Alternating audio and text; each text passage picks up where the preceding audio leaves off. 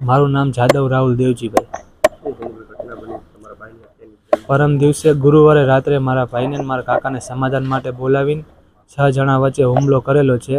એમાં 2 અન્ય શખ્સ છે અને 4 જણા છે ને એ અનિલ રમેશભાઈ પરમાર, સુનિલ રમેશભાઈ પરમાર, રમેશભાઈ નાનજીભાઈ પરમાર ને ભરતભાઈ નાનજીભાઈ પરમાર. શિવાજીનગરમાં બનેલી હતી, 2:15 ખૂણે. શિવાજીનગર દૂધસાગર રોડ ઉપર. એ 1 મહિના દિવસ પહેલાં બોલાચાલી થઈ હતી. અનિલ રહ્યો ને પહેલાં મારે ત્યાં કામ કરતો હતો, પછી 1-2 વાર ચોરીની કરી તો મેં કામેથી એને કાઢી મૂક્યો.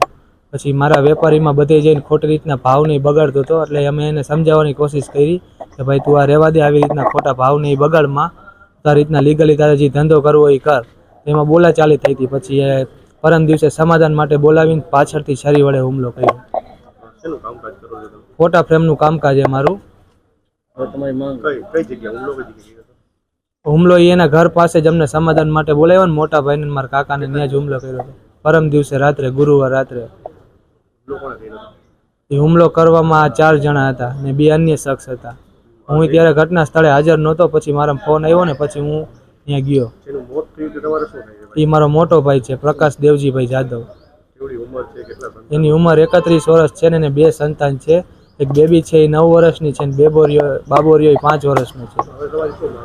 મારી માંગ એટલી જ છે સરકારને કે કડકમાં કડક કાર્યવાહી થવી જોઈએ, આજીવનની સજા થવી જોઈએ, જેના કારણે બીજી વાર કોઈ પણ વ્યક્તિ આવું બીજા સાથે બની ના શકે. એટલા માટે કડકમાં કડક કાર્યવાહી થવી જોઈએ.